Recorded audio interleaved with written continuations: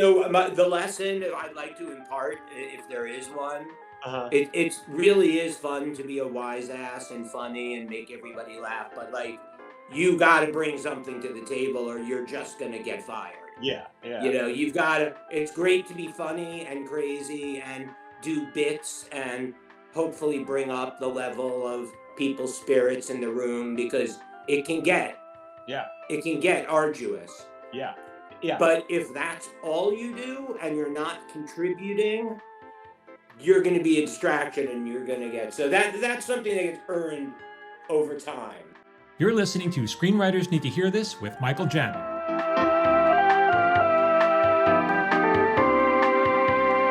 Hey everybody, it's Michael Jamin. Welcome back to Screenwriters Need to Hear This. I have a very, very special guest today. This is my old friend, David Litt, who is the creator of perhaps one of the last giant hit multi-camera sitcoms, King of Queens. Mm-hmm. King of Queens. There really haven't been too many multi-camera hits. There's been a couple, but not many. And so here he is, David. And not many that have run 25 years continuously. Oh, you mean still in syndication? You mean still running somewhere? Still, never been off the air since 98. Wow. Well, we're going to get to all that. I want to hear. Let me just give you a little bit of roll up. So, because I want people going to know what else you've done. So you wrote on Real Monsters, which is, my wife was like a voice on that show. I think we talked about that. She was Dizzle. Uh-oh. Dizzle. Yeah. Now that character may have left. I left to do a sketch show.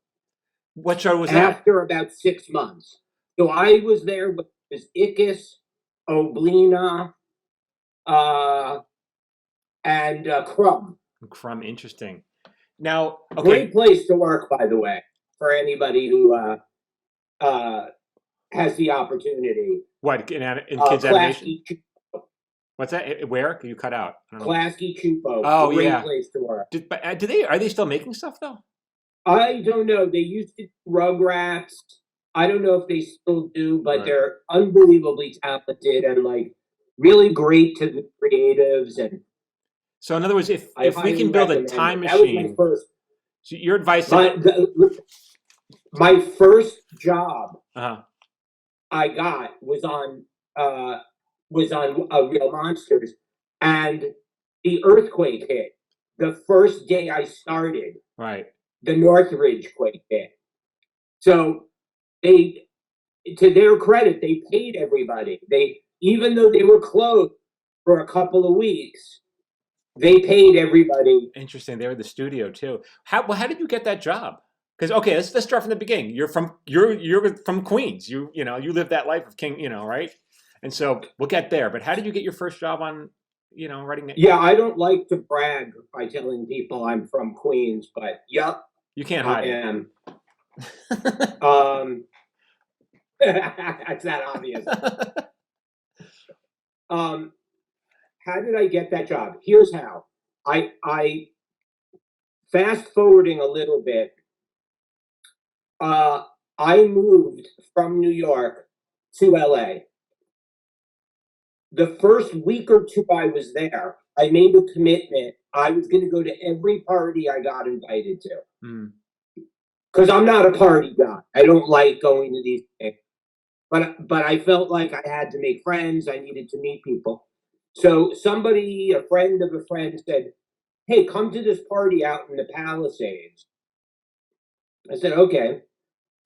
I meet this kind of diminutive little girl, very sweet. We chatted for like an hour, and I go home and I get a call the following day from her, and my ego, I'm thinking, oh, she's totally into me, but she wasn't. As it turned out, she wasn't into me at all. But she had a job for me and wanted to know if I was interested in it or not. And of course, little did she know, I was living on my credit cards. I had 4 credit cards maxed, and I was taking cash off the 5th to pay the 4. Did you have any kind of date? And she's going, are you interested? It was, by the way, I still remember, it was 2000. It was 2,000 a week, and I was like, yeah, I'm interested. But she worked for Klasky Schupo? Her name was Laverne McKinnon. A shout out to her. She made my career. She made my life. I mean, she took a chance. She didn't know me from shit. She just thought, oh, this guy's funny. And you had a script ready. She must have read your script. No, not at that point. She hadn't. She subsequently read something. But at that point, it was like she was going on instinct. Like, oh, this guy made me laugh. Wow. We have a comedy coming up. And let's bring him in and meet with him. And so she worked in development at Klasky Schupo. She was right underneath Arlene Klasky and Gabor Chupo. That's the Klasky and the Chupo. Right, and they're the producers of the show. But how long had you been in LA at that point? And how were you making a living before that at all? Let me think. Yeah, she was okay. I had literally just gotten out here. Okay, I was living in New York, and I was working in advertising, and I was writing sketches. I was writing sketches for Saturday Night Live. They didn't know I was writing sketches for them, but I was doing it. Right. Somebody I knew a manager named Barry Secunda. Okay, he managed Franken and Davis. Yeah. And another guy I feel like I owe a lot to, because he didn't hang up on me. He didn't, like, he said, come in, let me read your stuff. He read all my shitty sketches that were, at the time, I thought, this is genius. Now when I read them now, I'm like, eh. Yeah. But so he hooked me up with a manager here in LA that he knew. And he was very encouraging. This is Barry Secunda. He said, look, your stuff is great.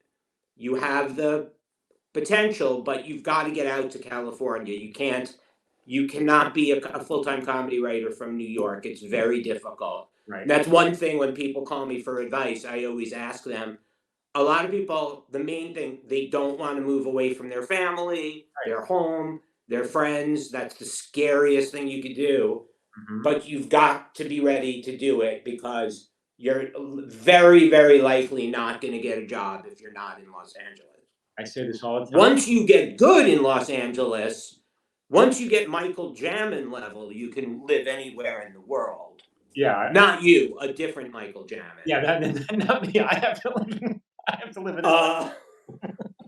And so I did. At that point, I made the choice. I'm going to move. And luckily, I had supportive parents. They were like, here's $5,000, go move and chase your dream. They didn't, make fun of me or tell me not to do it. But P.S., it's not like I had much choice. I had one semester of Queens College. Mm-hmm. I had no other real alternative. So you it's not like I was dropping out of med school. So then I got here, and that first, let me think. Yeah, pretty much the first week I was here is when I met Laverne. Wow. And got that job. Maybe it was 2 weeks. I don't know did I ever tell you the story of I moved from New York. Okay, I give up the most phenomenal studio rent. Anyone who knows New York, like, it's such an incredible thing to get a rent controlled or rent stabilized apartment. Right. I still remember $580 a month for a gorgeous studio. They had just redone it, knew everything. Wow. And I had to make a choice. Do I leave this and move? I mean, I would still be living in that apartment. But so finally, I got the guts to move. Okay, my agent.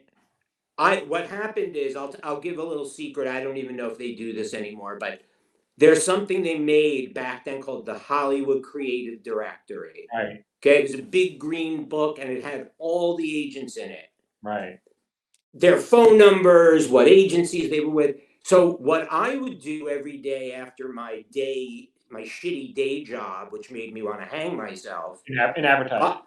Yeah, I worked at CBS with a couple of very nice people. They were not the problem. I was the problem. Just get that out of the way. So I went out to a couple of agents in LA. About 3 or 4 of them said, "We really love your material." I was shocked. I didn't think I was going to get any agent. And as it is, I wound up getting my pick of about 3 or 4, not A level, Right. but B+ level, some pretty good agents. Right. What we now would probably call boutique agents. Right. Somebody at Broder was interested, Broder Curlin. Yeah. So yeah. So right, yeah. I mean, you know of what I speak. Yeah. So, but listen to this. It gets so great. I decide to load. I've never been to Los Angeles in my life. I load everything up on a truck. My buddy, I know one person in LA. He goes, "Stay on my couch until you find yourself an apartment. It's fine." I said, "Okay, great. I appreciate it." I get out here. The agent that decided to take me on, I don't know if I should give her name or not, but she says, I want you to meet me." There was a place called Cafe Figaro. Yes. I don't know if you remember it. It was on Melrose. It was like a big in West Hollywood, right? In West Hollywood. Yeah. And I was, like I said, doing the multiple credit card thing. And I needed a job. So I had just applied there to Cafe Figaro, and they were about to start me on Monday. So here I am meeting with my agent on like a Wednesday, Thursday, prior to starting. Right. So I meet her, right? Now picture this.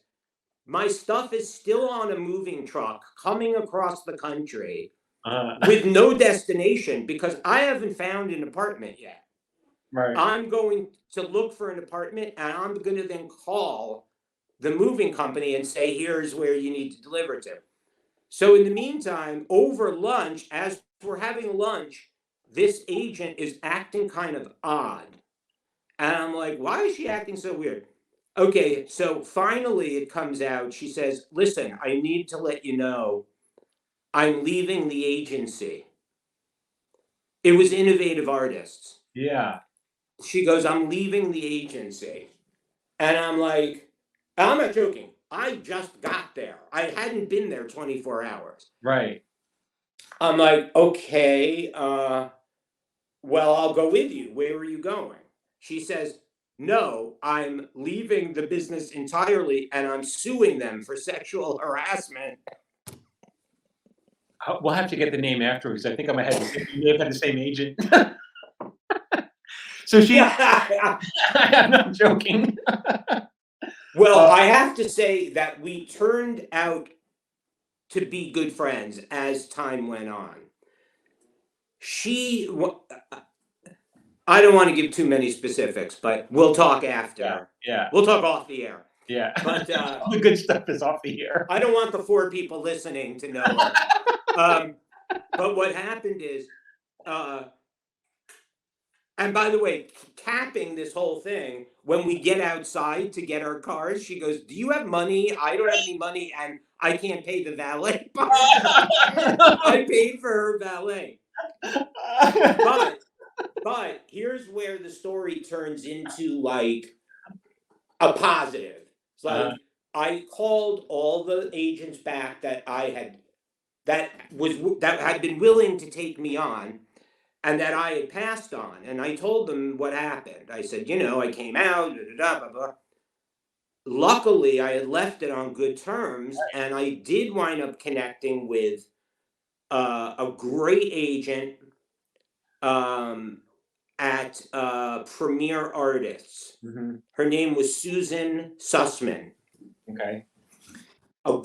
One of those agents that knows how to start people on their way to their, to their first job. This is back in the days when people had actual patience with your career and would nurture you along, and you remember that. Vaguely. And she was great, and that was when I fortuitously met this woman from Klasky Chupo. And I within 2 days or something, I called Susan Sussman. Right. And I said, look, I think I may have a job. Can you negotiate this for me? Mm-hmm. And the rest was history. She took me on, and that was that. Yeah.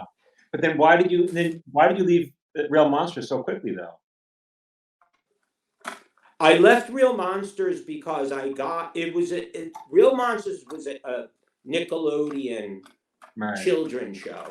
Right. And that wasn't, while it was writing and a great introductory job, it wasn't my dream. I mean, I didn't come out to write light children's comedy, and you who know me, that's not really my wheelhouse. Right. So go on. I left because I had gotten through a friend a contact to do this show called The News. It was a takeoff of Saturday Night Live, directed by the son of Don Wilson, who directs Saturday Night Live. His name was Michael Wilson. He was the producer of The News. And it was sketch shows. And we had so much fun. Like, it was such a great gig. It was like everyone off in their offices writing sketches. And then what would happen is every 3 weeks, we all went down to Florida, to Orlando, for budget reasons. And we shot on the, whatever that Dollywood or whatever it was, some sound stages down there. Wow. It was such a great gig, so much fun. Now I would probably be a little snobby about it, but at the time it was just a great job. And we would write all the sketches in LA at Sunset Gower. Right. Some of the writers would write 1 or 2 sketches with each other, some alone. And the best sketches made it down to Florida and got, what became of some of those? Got read and got on the air. Because sketch writing is so specific. Did many of them go on to sitcom writing, or are you in touch with any of them? I'm in touch with a couple of them. Not many made the transition. Yeah. Because what are they doing? Trying to think. There's not a lot of sketch work for people. So, like, if you can't do it, you're screwed. I mean, if you can't do something else, what are you going to do? There's not a lot of work for. Yeah, I mean, sketch is a very, very specific art. Yeah. That you either get it or you don't. How to end a sketch. Right. Sometimes there is no end, and you just chop it off in a very douchey, uncomfortable way. Right. I'm sure everyone has seen those sketches where you're like, wait, that's the ending? But that said, it was like the kind of job where you went in, you did as well as you let yourself do. There was no one looking at their watch. Hey, it's Michael Jamin. If you like my videos and you want me to email them to you for free, join my watch list. Every Friday, I send out my top 3 videos. These are for writers, actors, creative types. You can unsubscribe whenever you want. I'm not going to spam you, and it's absolutely free. Just go to michaeljamin.com/watchlist.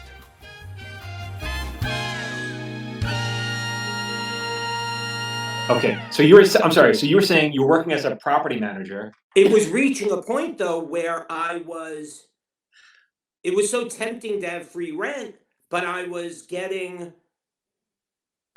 pulled in 2 directions. It was like, I'm getting my sketches on the air, and I'm getting a call.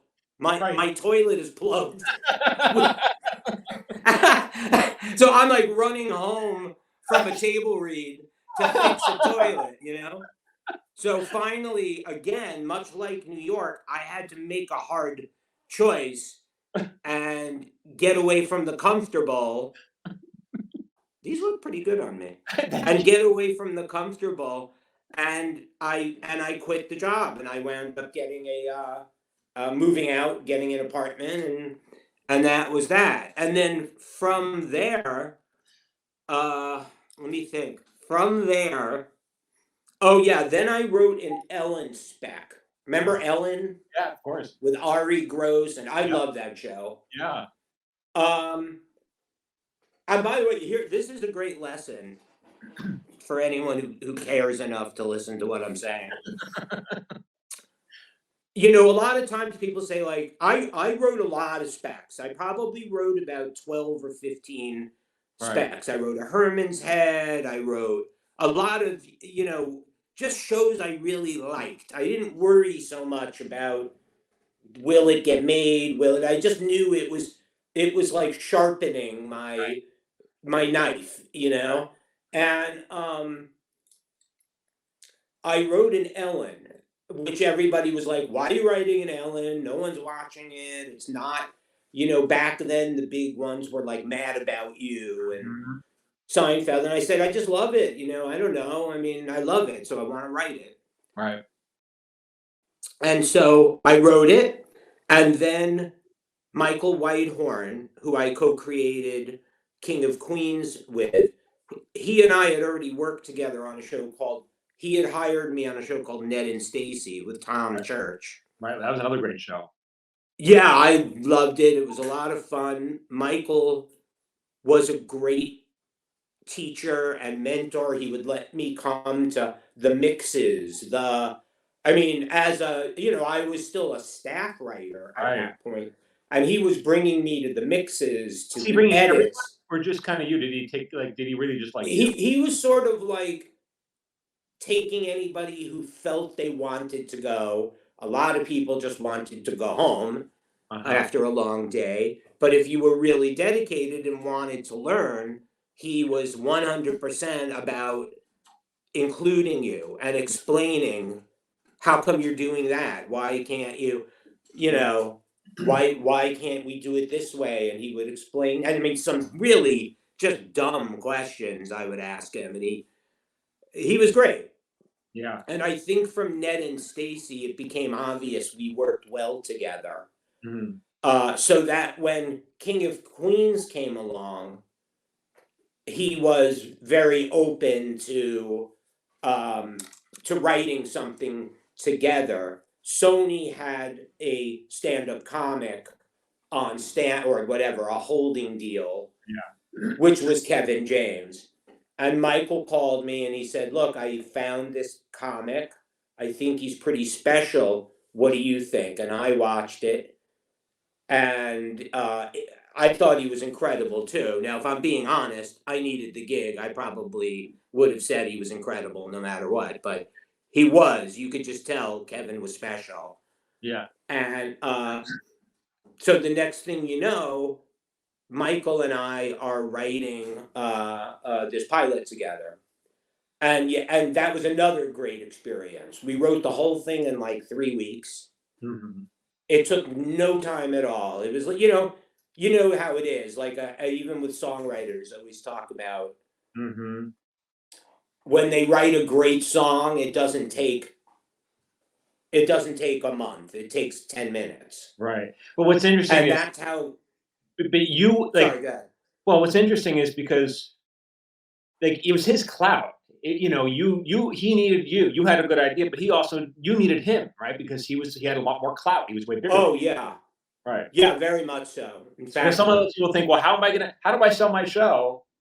But they're like people off the street. Like you know, you have to find someone who's in the position who can sell a show. You know. yeah, I mean, without getting into too many specifics, I will say that after Ned and Stacy, I was sort of the golden child. In the new writers that were out here, I was a little bit sought after. Uh-huh. And I got on a show that doesn't need to be named, but it was not for me. It started out as one show and became another. Uh-huh. And I just felt like, hey, this isn't what I signed on to do. Mhm. And that made them very angry. I, coming from New York, thought, I'm going to use the honesty approach. And I'm just going to tell it like it is. Well, it would have been better for me just to say my uncle died and, you know, I got to leave instead of the truth, because the truth hurt. The truth was, they kept asking me, in fact, I remember, what show are you going to? Did you get an offer? I kept saying, I don't have any other offer. It's not about another show. I had the balls, even at Yeah. that point, Yeah, to you would never say, do that now, ever. I don't think so. Yeah. I don't think I would now.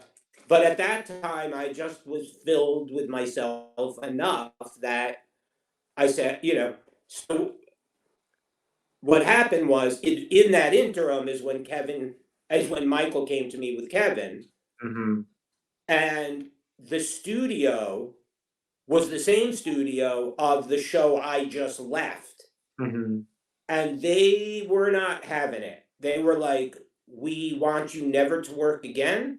We intend on ruining you. We want to squash you like a bug.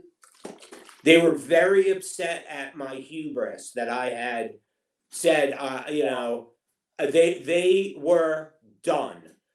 But And then, to Michael's credit, uh-huh. he fought for me. I mean, he didn't have to. Mm-hmm. But he like went to the mat. He was like, "Look, if you don't bring David in on this, I'm not going to write it." Wow. And that show made a ton of money. Your show made a ton of money for the studio. It did. It did well. Yeah. Yes, it did very well. Yeah, Wow. it changed my life. He changed my life. Michael changed my life. Yeah. And then, yeah, okay, go on. Do you want to tell a little more, any more of that, creating King of Queens, or like, getting it, how the pilot shot, and I'm sure people want to hear like your, I don't know. Yeah, sure. Yeah, we wrote the pilot. Like I said, it took 2 or 3 weeks. Uh-huh. It just flowed. It was like, But then casting it, okay, you had Kevin for sure, and then you had a well, casting. we'd already had Kevin, and we knew when the second we met with Leah, we knew that's our couple. Right. We had tried to get Jerry Stiller, but he didn't want to do it initially. He was coming off of Seinfeld, and he just didn't really want to do another series. But when he read the script, I guess it clicked. He got it.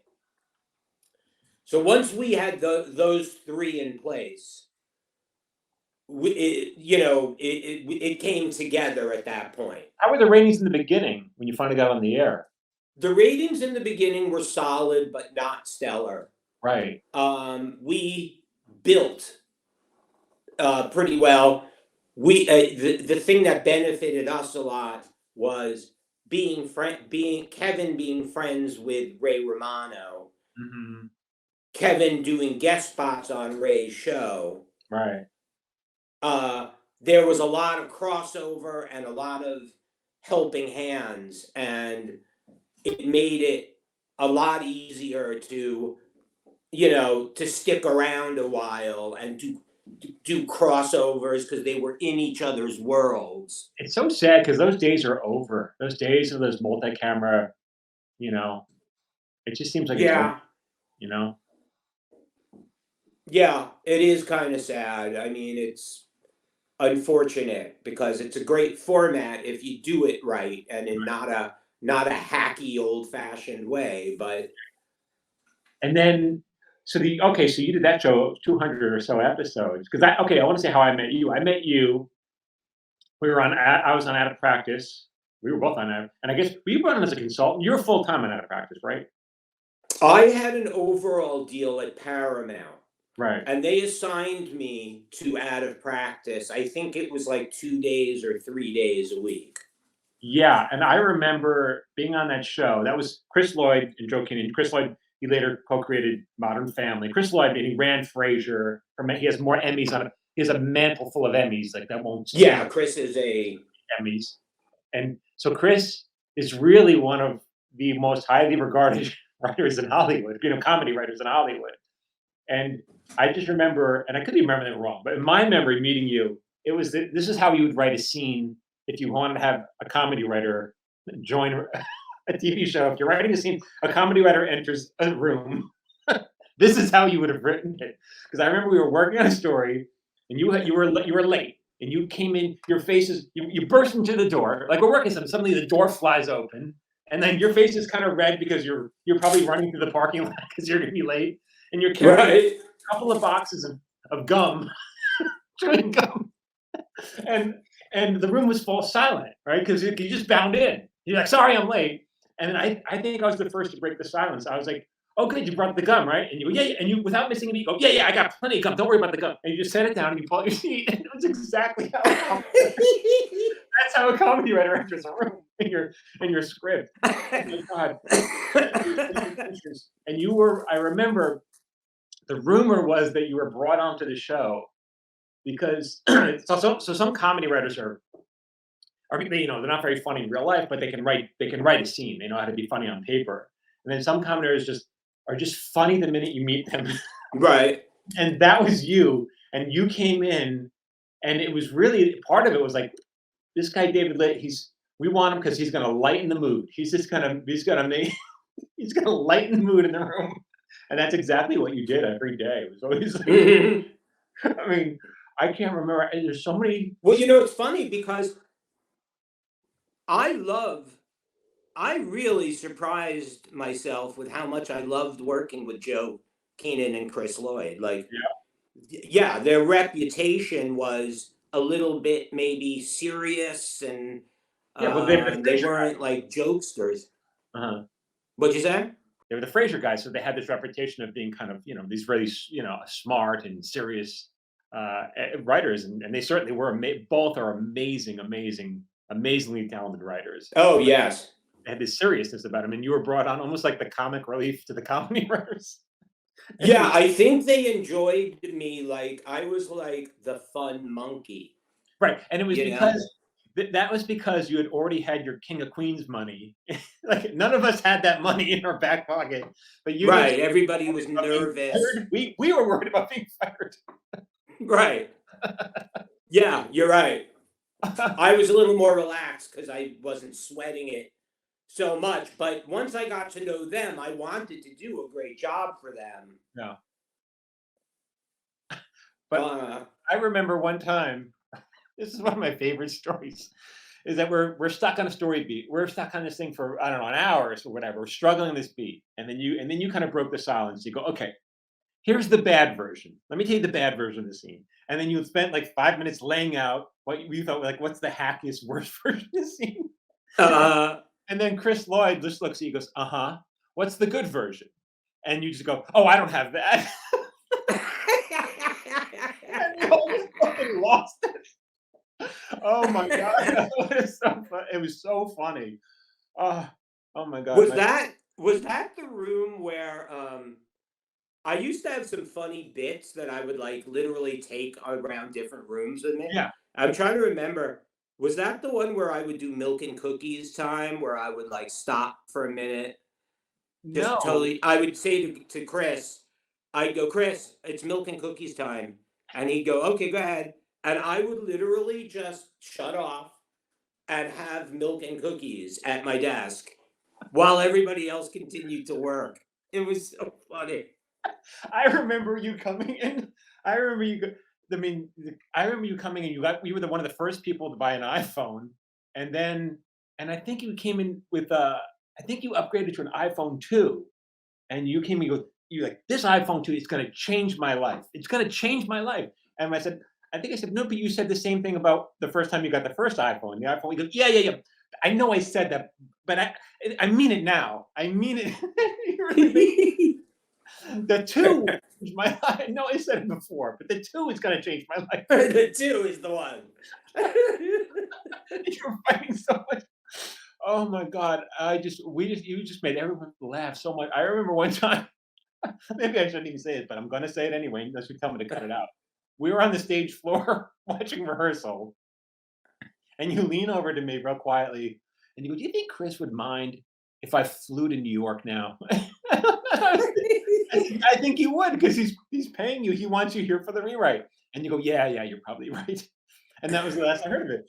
And then we go back to the room, and you're nowhere to be found. And then the phone rings a couple hours later, and I'm like, "Hey man, Litt, where are you?" You go, "I'm at the airport. I'm getting on a plane. I can't talk." Tell Chris I'm not gonna make it.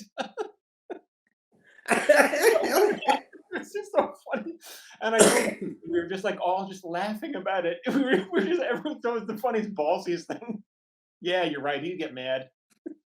I did. I pulled a great one. I was on According to Jim, Right. and the way they worked there, each room would take a half Mhm. of the script and go off.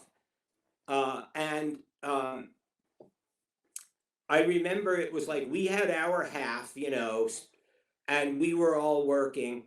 And one day after, I don't know, we were maybe 10 pages in, I got up and I to go to the ostensibly to go to the bathroom. But instead, I couldn't fight the urge to just keep going to my car and go home. I couldn't fight it. So I get home and there's the greatest messages from the producer of the show going, "David, hi, it's Suzanne. You just left to go to the bathroom and you haven't come back yet. We're just getting concerned. So just, I guess we'll see you in a couple minutes." And then like another 10 minutes, another message. David, it's Suzanne. Could you let us know what happened? You're not back here and we're getting worried. And then the third message was like, "Did you go home?" Wait, did you get in trouble for doing that? I did not. I did not. See, if you're funny enough, you can get away with this stuff. I would Well, not. that's what the lesson that I'd like to impart, if there is one. Uh-huh. It really is fun to be a wise ass and funny and make everybody laugh, but like you got to bring something to the table, or you're just gonna get fired. Yeah, yeah, You've got to. It's great to be funny and crazy and do bits and hopefully bring up the level of people's spirits in the room because yeah, it can get arduous. yeah, yeah, But if that's all you do and you're not contributing, you're going to be a distraction and you're going to get so that's something that gets earned over time, yeah, yeah, for sure. And then, well, oh God, that just hurts. It hurts my stomach thinking of how funny that was. Tell them the story about the what do you call it, the drone. The drone. Was that with you where I brought a drone in on oh no, wait, that was Big Bang. Yeah, you all right. I should mention these. You also worked on Big Bang for a little bit. What did you do? What was that story? Yeah, who was that if it wasn't you? Shit. Well, I bought a drone, Mm, okay? And at the time they were very new. They'd yeah. go up 100 feet and over so I bring it in and I'm like, "Hey guys, how neat are these?" And it was another writing group. Oh, I know who it was. It was do you know Peter oh god. Hmm. Shit. Anyway, it doesn't matter. You would know him. But we all went outside to like use this brand new technology. So I'm like, guys, check it out. Next thing we know, I let it, it goes up and continues to go up. I couldn't get it to go down. And we lost it in the sun. We're looking. And we never found it. It just got stuck in the treetops. It's probably still there. It was like $120 drone. I used it once to make it go 100 feet in the air. I never saw it again. That was the fun we had. Oh my God. Oh yeah. I mean, that's the people don't.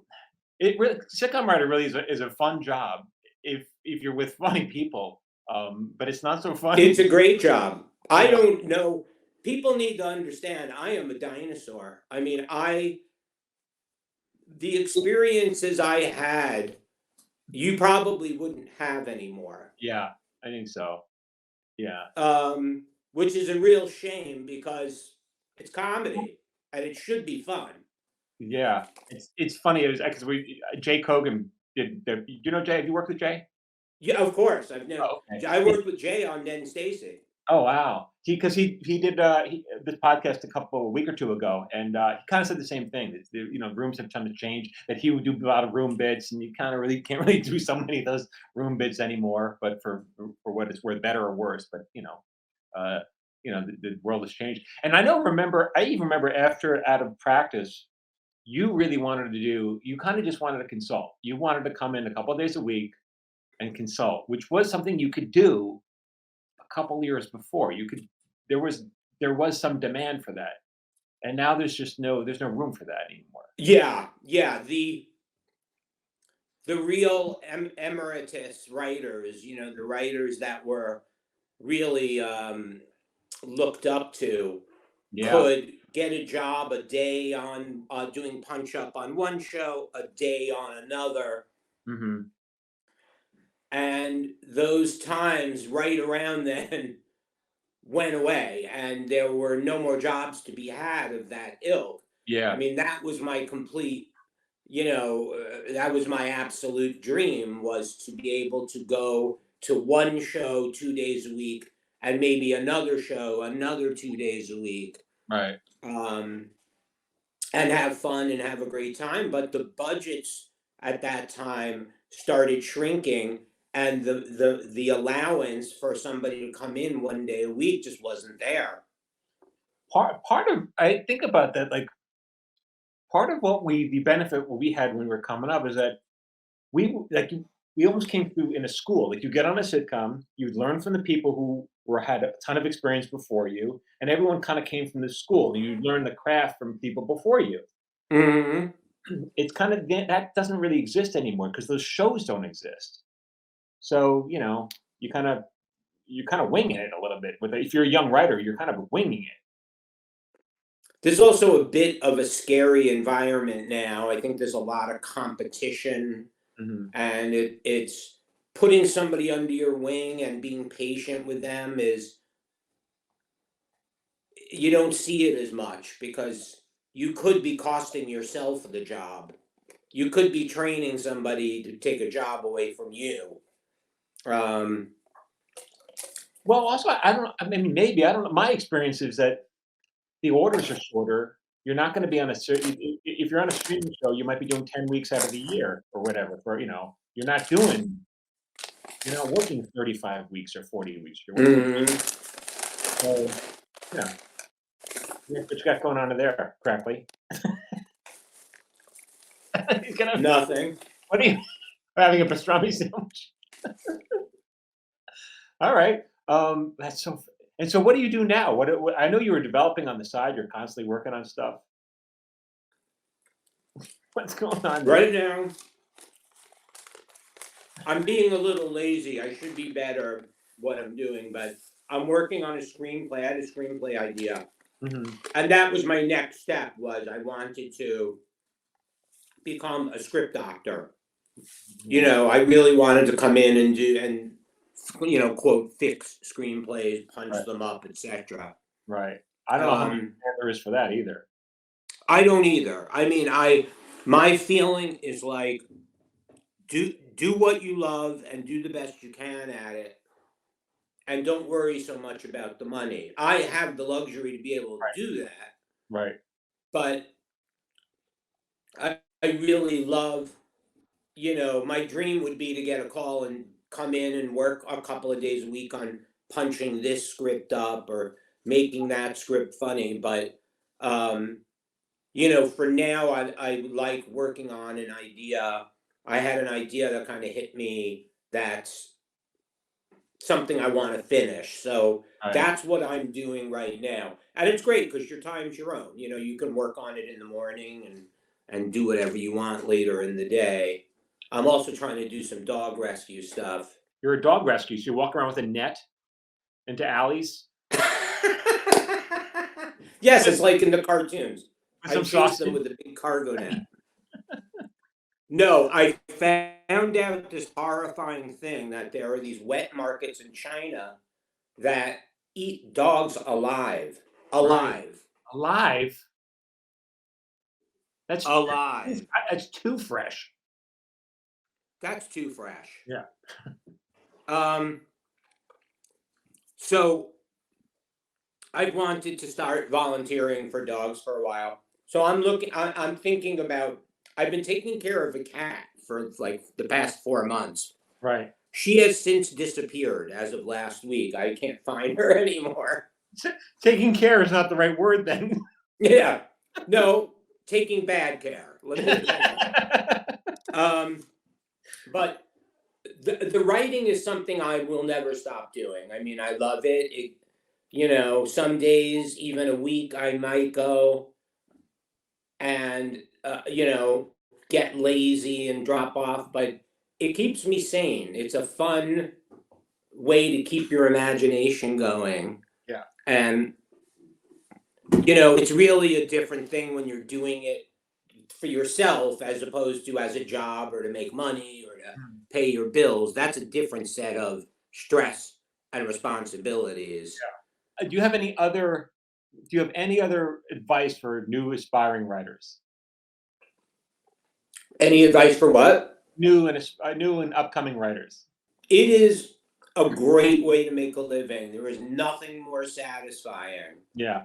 than making a living as a writer. But just stick with it, Don't Right. treat it like something you do when you feel like it. If you want to write, give yourself hours. I don't know how you guys write, but like Yeah. I make sure I'm in front of that computer at least 3, 4 hours a day, 11 till 2, 11 till 3. Right. And if nothing comes at all, fine. But I was there trying to write. Right. And sometimes you're going to get something great and sometimes you're not. But you got to put the time in to do it. Absolutely right. David Litt, co-creator of King of Queens, my friend of many years. Thank you so much for sharing your wisdom with this podcast here with everyone. I really appreciate Thank it. you for having me, buddy. I really. All right. I enjoy doing it. That's it, everyone. So thank you for listening. I'm going to plug what else we got going on here. If you want to sign up for my free weekly newsletter, it's michaeljamin.com/watchlist to find out what's going on there. And yeah, that's it. Oh, and I don't know when this is going to drop, but of course, I got my days for my touring schedule to see my one-man show at Paper Orchestra. You can go to michaeljamin.com/upcoming. Sign up there. All right, everyone. Thank you so much, and thank you again, David Litt. Hey, it's Michael. One more thing. Come see me perform. I'm going to be in Boston area, actually Amesbury, Massachusetts, on November 12th and 13th at the Actor Studio, performing my show, A Paper Orchestra. And then I'm going to be back in Los Angeles on December 10th and 11th, again at the Moving Arts Theater Company. So tickets are on sale. Go get them at michaeljamin.com/live. It's a small, intimate venue. I'm going to be performing from my collection of personal essays, and each one's going to be followed by like a 20-minute Q&A. We get to talk about the work. It's a fun event. So I hope to see you there. Go get them. Tickets again are at michaeljamin.com/live. And of course, sign up to my weekly newsletter. That's called The Watchlist at michaeljamin.com/watchlist. This has been an episode of Screenwriters Need to Hear This with Michael Jamin and Phil Hudson. If you'd like to support this podcast, please consider subscribing, leaving a review, and sharing this podcast with someone who needs to hear today's subject. For free daily screenwriting tips, follow Michael on Instagram, Facebook, and TikTok at Michael Jamin Writer. You can follow me on Instagram, Facebook, and TikTok at Phil A. Hudson. This episode was produced by Phil Hudson and edited by Dallas Crane. Until next time, keep writing.